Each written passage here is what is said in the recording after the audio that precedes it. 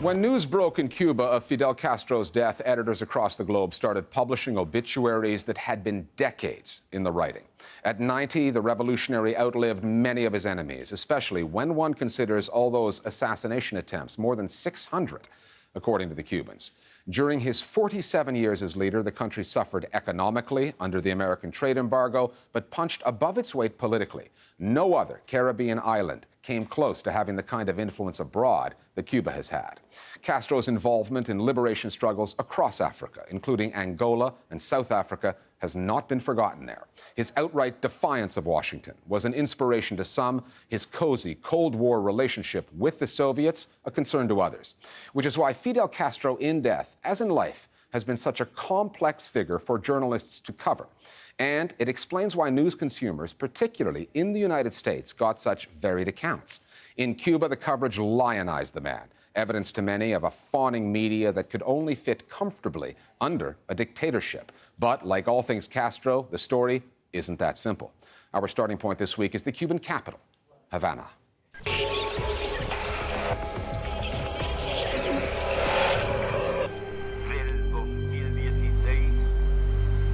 A las 10:29 horas de la noche, falleció el comandante en jefe de la Revolución Cubana, Fidel Castro Ruz, en cumplimiento de la voluntad expresa.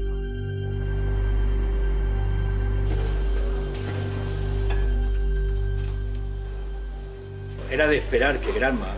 It was predictable that Granma, the official newspaper of the Communist Party and the official voice of the Central Committee, would publish such a glorifying cover on Fidel Castro. What does Cuba is Fidel mean? It's a recognition that Fidel Castro's main contribution to Cuba was national sovereignty. That's why they say Cuba is Fidel. Por eso dicen Cuba es Fidel. Y era una representación clara. The message countered speculation abroad that the day he died, Cuba will change. That the only reason the revolution was still active was because Fidel was still alive. The headline said the opposite will happen, that Fidel is a symbol of Cuba. Va a asumir a Fidel como su propio concepto. TV news anchors on Sunday didn't realize that they were already on the air. And they usually start the day by saying Buenos dias. And one of the anchors turns to the other and he says, isn't it silly that we can't say good day? Es una grosería, es una grosería. Because it's not a good day. Fidel is dead, and so you cannot say good day. That Cuban journalists were cautious with their words, even something like a simple greeting, is understandable and indicative, given the control their government has wielded over the news media. Is it appropriate for the leader of the free world to offer condolences of a brutal dictator who killed his own people as well as Americans? The U.S. media had no such concerns. Cuba has long been treated by American editors with suspicion and hostility. The obituaries they produced tend to dwell on Cuba's political prisoners, relatively few in number, while avoiding any mention of all the prisoners at Guantanamo Bay who happen to be on the very same island. U.S. media coverage of Cuba has softened along with the rapprochement initiated by the Obama White House last year.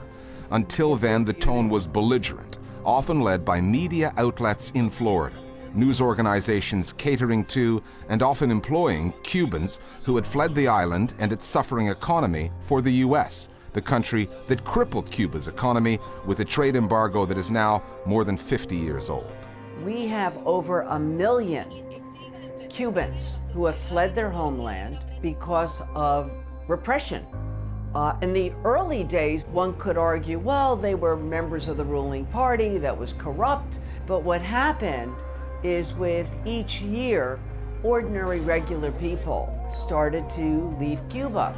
Now, if you leave your country and you're told upon leaving that you can only leave with a little bag, you can't bring any money, you're leaving your home, you're walking out with the clothes on your back, basically.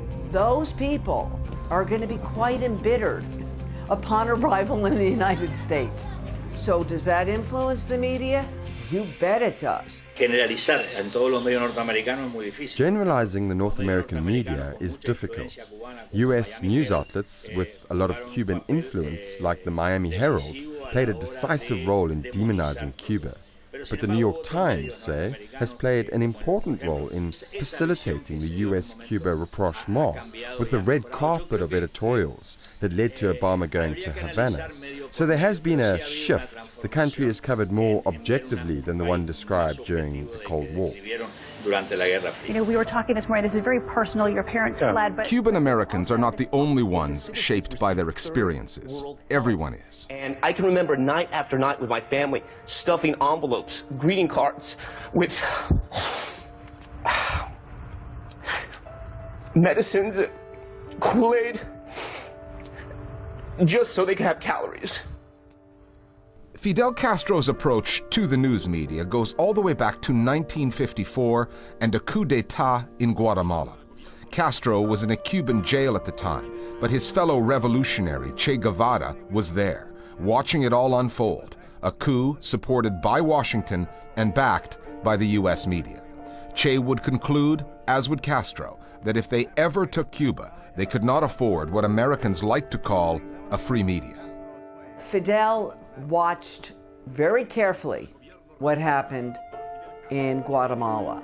Fidel Castro was very mindful of what was then America's Bigfoot imperialism in Latin America, how they could come in and just quash things.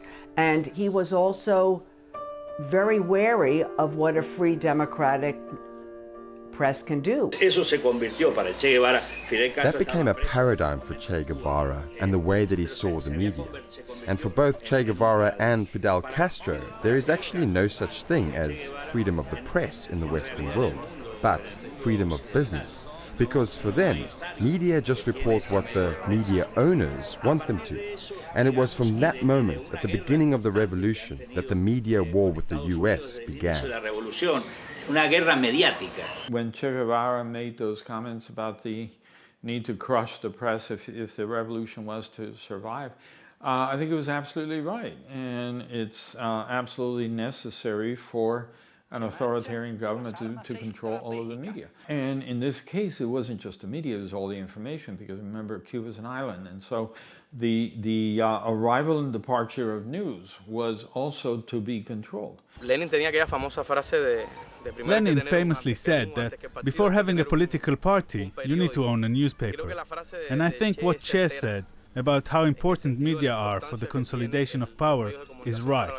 The media were indeed one of the most important weapons of the revolution in order to consolidate power. However, the media's objectives are not the same anymore. Today, Cuba no longer faces the same level of aggression as it did in 1959. Sometimes when revolutionaries take power, they can take it too far. So much has changed over the almost 6 decades that Fidel and then his brother Raúl have ruled. But the repression of the Cuban media remains largely in place. And journalists there, even those sympathetic to the Castros, may be afraid to tell you this on the record, but many of them are saying, basta, enough. The man has passed, and the time has come to revolutionize or re-revolutionize Cuba's media.